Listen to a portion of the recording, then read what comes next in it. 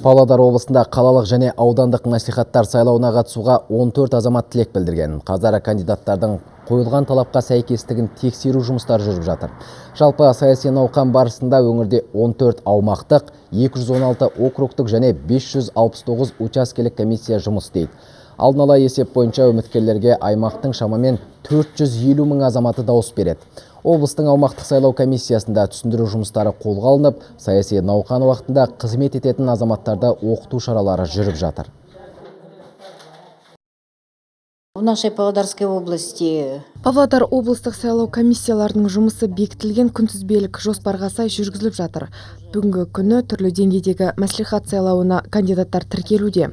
Сонымен қатар комиссия мүшелерін оқыту шаралары басталды. Аудандар мен қалаларда семинарлар өтуде. Облыста биыл мәслихаттарға 206 депутат сайланады. Қазіргі таңда 14 азамат қалалық және аудандық мәслихат депутаттығына өз кандидатурасын ұсынды.